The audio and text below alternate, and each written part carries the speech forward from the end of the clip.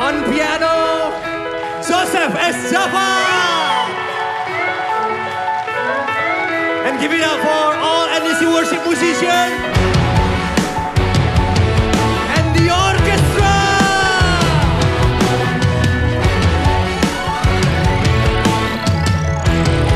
Come on. Kami siap nyatakanlah,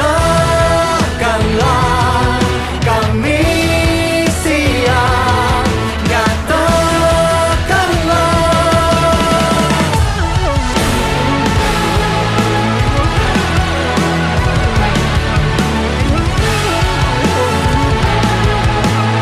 Come on everybody, go!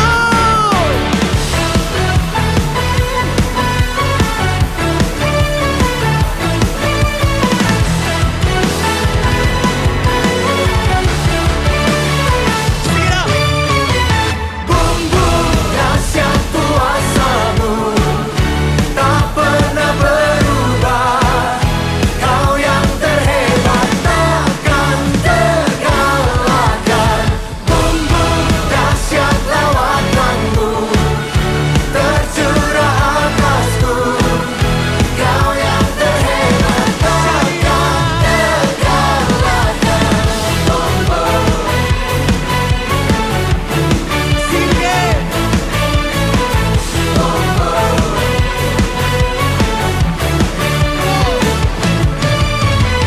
Bumbu dahsyat lawatan-Mu tercurah atasku. Kau yang terhebat takkan terkalahkan.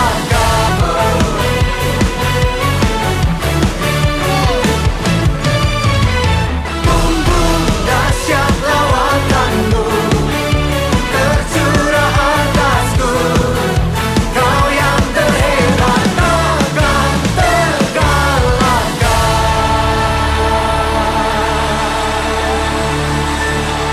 Salam damai dalam Kristus kepada semua jemaat Tuhan. Kita bersyukur untuk Anda semua dapat menyertai kebaktian online pada hari ini. Kami percaya setiap kita pasti diberkati. Hadirat Tuhan berserta kalian semua dimanapun Anda berada, tak kala kita memuji dan mendengarkan firman Tuhan bersama-sama.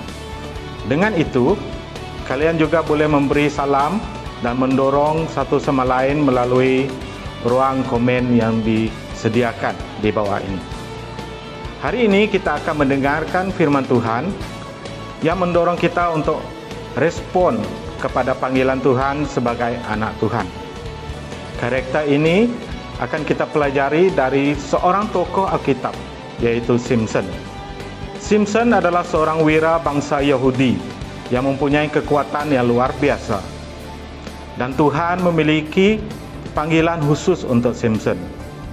Oleh itu, marilah kita mendengar dan melihat melalui firman Tuhan bagaimana untuk meresponi Tuhan dalam hidup kita. Sebelum memulakan sesi pujian dan penyembahan, mari kita lihat kepada pengumuman pada minggu ini. Mari kita terus memberi kepada Tuhan dengan sukarela sebagai salah satu cara untuk kita menyembah dan memuliakan Tuhan.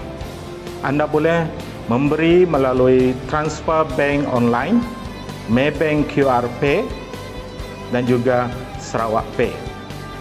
Terima kasih kerana memberi dengan sukacita kepada Tuhan. Itu saja pengumuman kita pada minggu ini. Dengan itu, mari kita bersama-sama mempersiapkan hati untuk memuji dan menyembah Tuhan. Shalom dan selamat pagi kepada semua jemaat Tuhan. Apa kabar? Saya berharap di mana Anda berada pada saat ini supaya Anda terus kuat di dalam Tuhan, tidak kira di mana saja kita berada pada hari ini. Karena pada hari ini kita sangat bersyukur Tuhan beserta dengan kita. Saudara dan saudari, pada pagi ini mari kita sama-sama bangkit di hadapan Tuhan karena kita ingin mempersiapkan diri untuk memuji dan menyembah Tuhan pada pagi ini. Haleluya. Oke, pada pagi ini saya ingin bawakan Anda satu lagu Iban. Oke, jadi mari kita sama-sama menyanyikan lagu ini, yaitu kita bertemu baru. Haleluya, amin. Haleluya.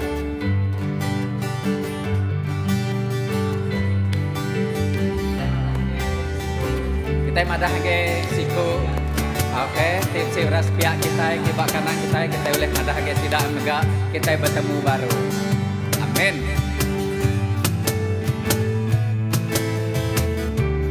Pada kita bertemu baru. Kita bertemu baru. Kamu ji Tuhan. Kita bertemu baru. Sama sehati. Utai mana dekatnya di. Utai mana dekat datai. Kita bertemu baru.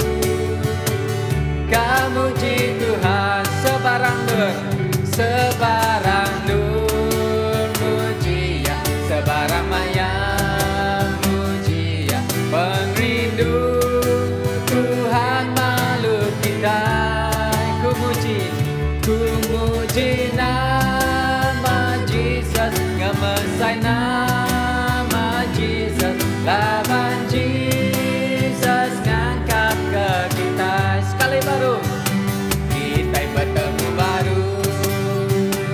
Kamu ji Tuhan, kita bertemu baru. Sama sehati. Utai mana dekatnya di. Utai mana dekat datai. Kita bertemu baru. Kamu ji Tuhan, nak ngira dininder. Sebarang dur mujia, sebarang maya mujia, pengrindu Tuhan makhluk kita. Ku muji nama Jesus, ngemesai nama Jesus, lawan Jesus ngangkat ke kita. Sebarang dur, sebarang dur mujia, sebarang maya mujia, pengrindu Tuhan makhluk kita. Amin. Ku muji nama Jesus, ngemesai nama Jesus, lawan Jesus ngangkat ke kita. Amin. Lawan Jesus ngangkat ke kita. Lawan Jesus, lawan Jesus ngangkat ke kita. Amin. Haleluya. Beri kemuliaan kepada nama Tuhan. Amin. Lawan Jesus ngangkat ke kita. Jadi ke pagi itu kita meri terima kasih ke pemanah Tuhan. Terima kasih halaman Tuhan yang terus mampai ngiriang penghidup kita.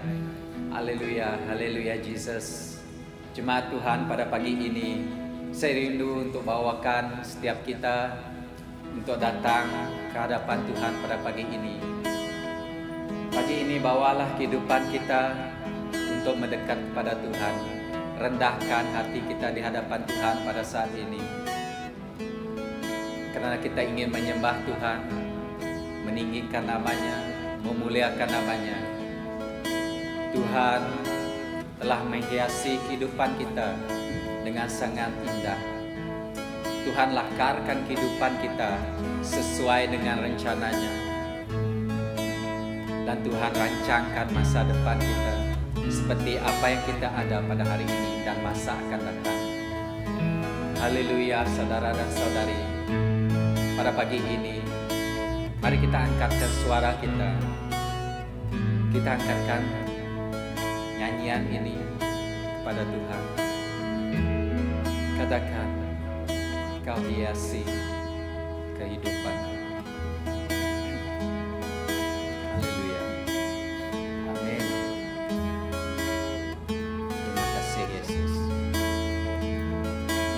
Kau hiasi kehidupanku dengan kemurahan-Mu.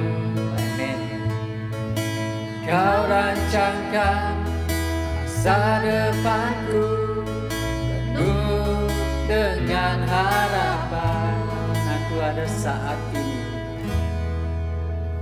Aku ada saat ini, semuanya kena kasih-Mu. Aku hidup hari ini, semua berkat kemurahan-Mu. Terima kasih Yesus, Engkau sangat baik, rahmat baik bagiku. Katakan sekali lagi, Kau hiasi, amin. Kau hiasi kehidupanku dengan kemurahan-Mu. Kau rancangkan masa depanku penuh dengan harapan. Haleluya Yesus. Aku ada saat ini, semuanya kena kasih-Mu. Aku hidup hari ini, semua berkat kemurahan-Mu. Terima kasih Yesus, Engkau sangat baik, rahmat baik bagiku. Sekali lagi, saya ingin bawakan kamu untuk menyembah Tuhan pada pagi ini.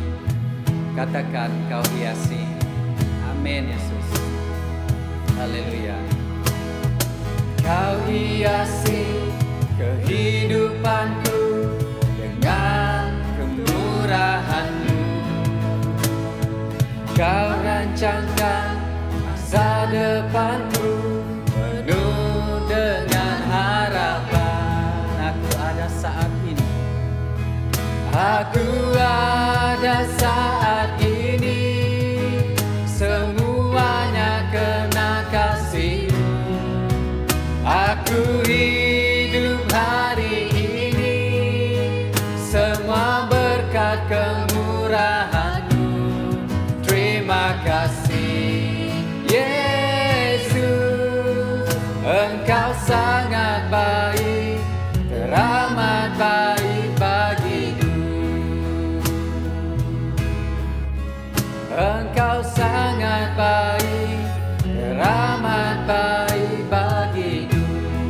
Engkau sangat baik, Engkau sangat baik, rahmat baik bagiku. Haleluya Yesus Tuhan, Engkau sangat baik Tuhan, sangat baik bagi kami Yesus. Haleluya, haleluya Yesus. Haleluya Tuhan. Mari kita terus bawakan kehidupan kita kepada Tuhan pada saat ini. Biarlah Roh Kudus Tuhan itu menyentuh jiwa kita pada pagi ini. Berikanlah ruang untuk Tuhan berbicara di dalam kehidupan kita. Haleluya, haleluya Yesus. Katakan, amin. Aku ada saat ini, semuanya kena kasih-Mu. Ya Tuhan, aku hidup hari ini, semua berkat kemurahan-Mu. Terima kasih Yesus, Engkau sangat baik, rahmat baik. Aku ada saat ini, semuanya kena kasih-Mu. Aku hidup hari ini, semua berkat kemurahan-Mu. Terima kasih Yesus, Engkau sangat baik, rahmat baik bagiku. Engkau sangat baik, Engkau sangat baik, rahmat baik bagiku. Katakan sekali lagi, Engkau sangat baik, rahmat baik bagiku. Haleluya Tuhan. Sekali lagi kami ingin mengucap syukur kepada Engkau Tuhan. Terima kasih Tuhan karena kebaikan Engkau di dalam kehidupan kami. Terima kasih Bapa. Terima kasih Roh Kudus. Terima kasih. Haleluya. Amin. Selamat pagi kerana dapat mengikuti kebaktian online hari ini. Mungkin anda menonton online melalui Facebook atau melalui recording. Mari kita percaya bahawa anda akan diberkati oleh Tuhan. Bagi anda yang pertama kali mengikuti kebaktian online, saya mengalu-alukan kehadiran anda. Saya percaya bahawa Tuhan amat rindu berjumpa dengan anda. Saya percaya Tuhan tahu apa isi hati anda pada hari ini. Dan jikalau ada apa-apa soalan di dalam hati yang belum dijawab, saya percaya anda akan menemui jawapannya dalam firman Tuhan pada hari ini. Hari ini kita melihat seorang watak yang bernama Samson. Dia seorang wira bangsa Yahudi yang dilahir pada masa orang-orang Israel berada dalam tangan orang Filistin, iaitu musuh mereka. Samson dianggap oleh orang Yahudi sebagai seorang yang sangat diberkati Tuhan kerana mempunyai kekuatan yang luar biasa. Kalau kita pernah menonton cerita Superman, Samson adalah serupa Superman. Tuhan memiliki panggilan khusus untuk Samson, iaitu membela orang-orang Israel dari Filistin. Tapi malangnya, kehidupan Samson yang sangat mementingkan dirinya akhirnya menghancurkan hidupnya. Beliau diperdayakan dan dianiayai oleh musuh-musuhnya sampai menjadi buta. Walau bagaimanapun, pada akhirnya pada saat dia bertaubat dan hidup saleh, Samson dapat menjalani kehendak Tuhan dan membela orang-orang Israel dari Filistin. Petikan hari ini adalah dari buku Hakim-Hakim, bab 13 ayat 1 sampai 3. Pada masa Samson dikaruniakan sebagai cahaya mata kepada Manoah dan isterinya. Kita bacakan Hakim bab 13 1 sampai 3. Orang Israel melakukan pula apa yang jahat di mata Tuhan. Sebab itu, Tuhan menyerahkan mereka ke dalam tangan oleh orang Filistin 40 tahun lamanya. Pada waktu itu, ada seorang dari Zorah, dari keturunan orang Dan, namanya Manoah. Isterinya Mando, tidak beranak. Dan malaikat Tuhan menampakkan diri pada perempuan itu dan berfirman kepadanya, demikian, memang engkau Mando, tidak beranak, tetapi engkau akan mengandung dan melahirkan seorang anak laki-laki. Inilah di buku Hakim-Hakim bab 13. Mari kita berdoa. Tuhan, buka hati kami untuk menerima firman-Mu. Biar firman-Mu memimpin kehidupan kami dalam semua situasi dan keadaan. Biar firman-Mu memperbetulkan pikiran kami ke arah kebenaran. Kami meminta hadirat Roh Kudus bersama dengan umat-umat-Mu pada saat ini. Dalam nama Yesus kami berdoa. Amin. Dalam firman Tuhan ada 3 perkara yang Tuhan ingin kita ketahui. Satu adalah tentang nilai kehidupan kita. Dan kedua adalah tentang tujuan hidup kita. Dan ketiga adalah tentang karunia dan keilahian yang diberkati Tuhan. 1. Hidup yang bahagia. Pernahkah anda bertanya tentang kelahiran anda? Mungkin ibu bapa kalian pernah bercerita bagaimana mereka teringin seorang anak setelah berkahwin dan selepas itu anda dikaruniakan kepada mereka. Atau sebagai ibu bapa, anda mungkin pernah berdoa untuk cahaya mata dan anda telah dikaruniakan seorang cahaya mata setelah berdoa. Saya percaya kelahiran anda atau anak-anak anda adalah karunia dan dalam rencana Tuhan. Dalam firman Tuhan, kita membaca bagaimana Manoah dari kota Zorah, walaupun isterinya Mando pada mulanya, malaikat Tuhan bertemu dengan isterinya dan menyatakan beliau akan melahirkan seorang anak. Tuhan sebenarnya telah menentukan masa kelahiran Samson sebelum malaikat menemui isterinya Manoah. Kelahiran Samson ditentukan oleh Tuhan pada ketika itu kerana Tuhan berkehendak Samson membela orang Israel dari penyiasaan Filistin pada saat itu. Dan pada masa yang sama, Tuhan mengizinkan Samson dilahirkan kepada keluarga Manoah. Isteri Manoah diberkati Tuhan dengan cahaya mata, dan bersamaan itu Tuhan memiliki rencana yang besar untuk Samson, di mana dia dilahirkan pada masa Tuhan merencanakan pembebasan bagi bangsa Israel dari seksaan orang Filistin. Di sini kita dapat melihat bahawa Tuhan telah menentukan kelahiran Samson dan pada masa yang sama memilih keluarga Manoah sebagai ibu bapa Samson. Hari ini saya rasa Tuhan ingin kita ketahui bahawa kelahiran anda telah ditentukan oleh Tuhan sebelum anda dijadikan. Kelahiran anda adalah satu karunia kepada keluarga anda. Oleh demikian, kehidupan anda adalah sesuatu yang sangat bernilai di mata Tuhan. Di dalam buku Mazmur, bab 139, ayat 13-16 mengatakan, sebab engkaulah yang membentuk buah pinggangku, menenun aku dalam kandungan ibuku. Aku bersyukur kepadamu oleh kerana kejadianku dahsyat dan ajaib. Ajaib pada apa yang ku buat dan jiwaku benar-benar mengedarinya. Tulang-tulangku tidak terlindung bagimu ketika aku dijadikan di tempat yang tersembunyi dan aku direkam di bagian-bagian bumi yang paling bawah. Matamu melihat selagi aku bakal anak, dan dalam kitabmu semuanya tertulis hari-hari yang akan dibentuk sebelum atau satu pun daripadanya.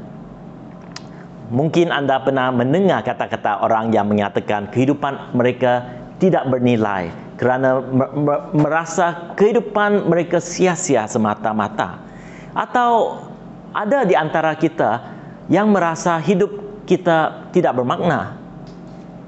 Jangan percaya bisikan iblis yang cuba menjatuhkan anda, kerana ini bukan kehendak Tuhan. Apabila Tuhan menentukan kelahiran anda, tentunya Tuhan ada rencana untuk kehidupan anda. Kadang-kadang kita juga melihat kehidupan orang lain dan membuat perbandingan.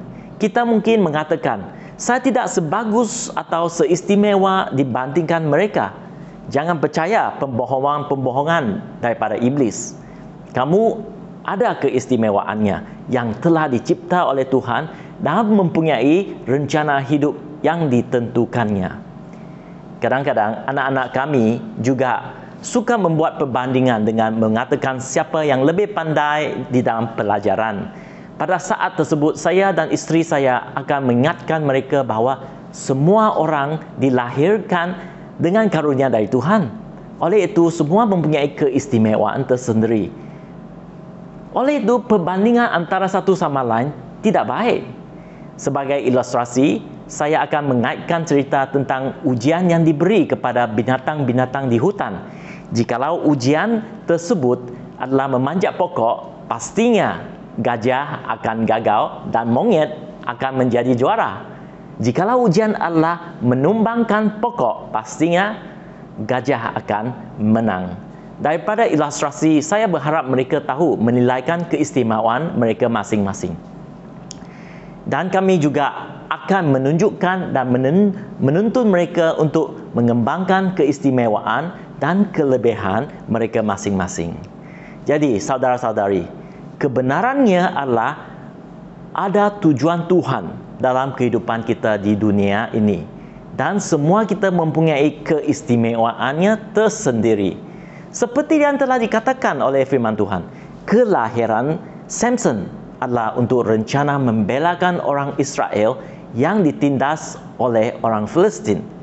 Oleh itu pada hari ini, marilah kita memiliki iman dan katakan, ada rencana Tuhan dalam hidup saya untuk masa depan dan pengharapan. Sekali lagi, ada rencana Tuhan dalam hidup saya untuk masa depan dan pengharapan. Ya, petikan ini adalah daripada Yeremia bab 29 ayat 11 mengatakan, sebab aku mengetahui rencana-rencana yang aku miliki bagi kamu, kata Tuhan. Rencana-rencana untuk kesejahteraan dan bukan untuk kemalanganmu, untuk memberimu masa depan dan pengharapan. Saya sangat diberkati oleh apa yang dikatakan oleh Pastor Rick Warren. Dia mengatakan sebegini, kamu ada di dunia ini bukan semata-mata untuk diingati, tetapi kamu berada di sini untuk menyiapkan diri bagi kehidupan yang kekal. Mari kita menghargai hidup kita mulai hari ini, kerana kita dijadikan Tuhan untuk kehidupan kekal. Dan sementara itu, kita masih di dunia, Tuhan mempunyai tujuan bagi hidup kita. Don't waste it, ya. Poin yang kedua adalah hidup dengan tujuan. Seperti yang dinyatakan dalam firman Tuhan tentang Samson, hidup kita juga sebenarnya mempunyai rencana yang diberikan oleh Tuhan. Tentunya, satu kenyataan dan dalam melakukan rencana Tuhan, hidup kita bertujuan Tuhan. Saya masih ingat, pertama kali saya membeli smartphone, saya diberi menu yang diberi kepada saya sebelum saya mengetahui fungsi apps dalam smartphone. Tetapi menu agak tebal dan saya tidak baca dengan teliti. Kerana itu, ada banyak app dalam smartphone yang saya tidak tahu ada apa fungsinya. Saya baru tahu setelah diberitahu oleh kawan-kawan. Sebenarnya, menu smartphone yang diberikan kepada kita ditulis oleh pencipta smartphone supaya kita jelas tentang fungsi app tersebut. Tuhan juga memberi kita menu, iaitu Alkitab, agar kita tahu apa tujuan hidup kita di dunia ini. Haruslah kita tanya kepada pencipta kita, iaitu Tuhan. Tentulah Tuhan tak dapat memberitahu kita segala-gala jawapan tentang tujuan dan destiny hidup kita. Hari ini, dari firman Tuhan, ada dua aspek tujuan yang Tuhan beri kepada kita yang kita dapat lihat dari kehidupan Samson. Satu adalah, tujuan pertama memberkati keluarga kita serta orang sekeliling kita. Samson telah menjadi berkat kepada Manoah dan isterinya. Samson dilahirkan walaupun mereka pada usia yang tua. Kedatangan seorang cahaya mata telah menjadi berkat kepada mereka. Saya percaya anda juga satu berkat dan bukan beban bagi keluarga anda. Mungkin pada hari ini kamu tidak berfikir begitu, tapi anda dapat membuat pilihan dari hari ini untuk menjadi berkat bagi orang tua kita serta keluarga kita. Ada beberapa tips yang boleh kita lakukan untuk keluarga. Contohnya untuk anak muda atau remaja. Bolehkah kalian mulai menolong ibu bapa dalam kerja-kerja rumah? Buatlah sesuatu yang berguna di rumah daripada main game atau menonton TV saja. Bagi kita yang sudah dewasa, bolehkah kita melayani orang tua kita dengan sopan atau memberkati mereka dalam kewangan bila mereka sudah tua? Satu daripada berkat kepada keluarga anda adalah membawa mereka mengenal Yesus. Apabila kita menjadi kesaksian yang baik bagi keluarga kita, saya pasti mereka juga mahu mengenal Yesus.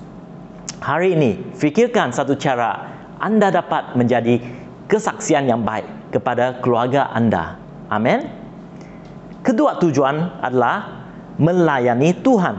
Samson selepas dilahirkan, dibesarkan dengan gaya kehidupan orang Nazari.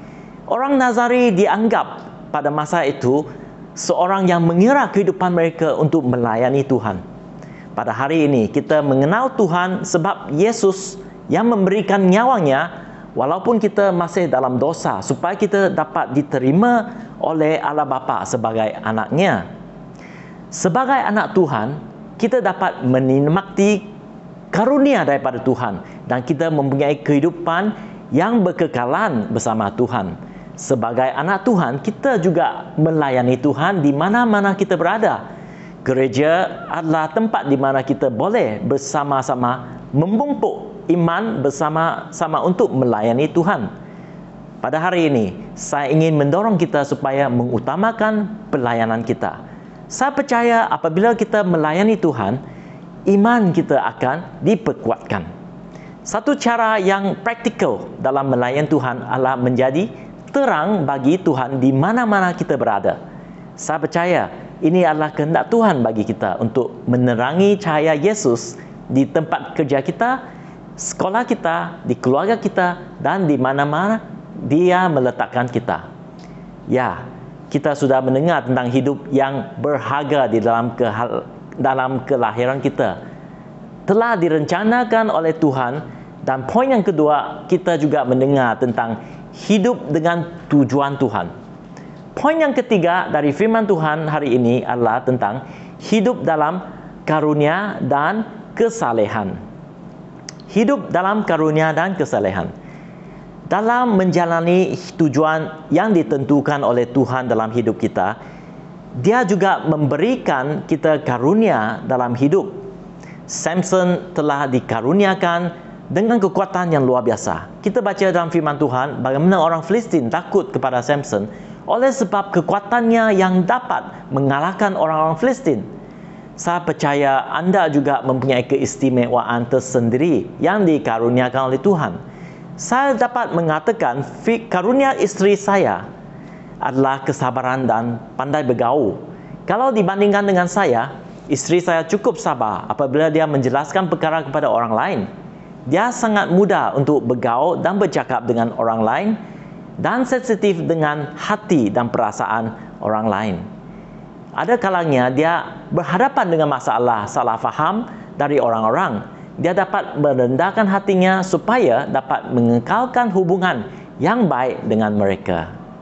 Kalau anda pada hari ini tidak pasti apa keistimewaan atau karunia Tuhan dalam hidup anda, cuba tanya kepada orang yang mengenal anda. Seperti ibu bapa anda atau suami atau isteri anda. Saya percaya anda akan terkagum dengan karunia tersebut. Karunia yang diberikan Tuhan adalah baik untuk kita dan untuk kita pakai memberkati kerajaan Tuhan dan orang-orang lain. Janganlah kita salah gunakan untuk kepentingan diri sendiri dan menjadi sombong. Mari kita belajar dari kegagalan Samson. Dia menggunakan karunia kekuatannya untuk memenuhi kehendaknya sendiri. Dia menjadi sombong dan melakukan dosa. Sebagai akibatnya, Samson telah ditawan oleh askar Filistin dan diseksa serta dikurung. Apa yang Tuhan ingin kita ingatkan adalah hidup dalam kesalehan dan rendah hati. Saya percaya kita semua pernah menonton cerita Spider-Man. Dan ada satu ungkapan yang menyatakan begini, with great power comes great responsibility. Iaitu, dengan kuasa yang besar datang tanggungjawab yang besar. Spider-Man dapat menggunakan kuasanya untuk melakukan kehendaknya sendiri atau menguntungkan sendiri. Tetapi, dia selalu diingatkan oleh Uncle Ben, paciknya sebelum dia mati, bahawa dengan kuasa yang diberikan kepadanya ada tanggungjawab yang besar yang perlu dia tanggung. Oleh sebab itu, Spider-Man selalu mengekalkan tanggungjawabnya untuk menolong dan membela mereka yang memerlukan. Dan dia kekal untuk menyembunyikan identitinya agar dia tidak menjadi sombong.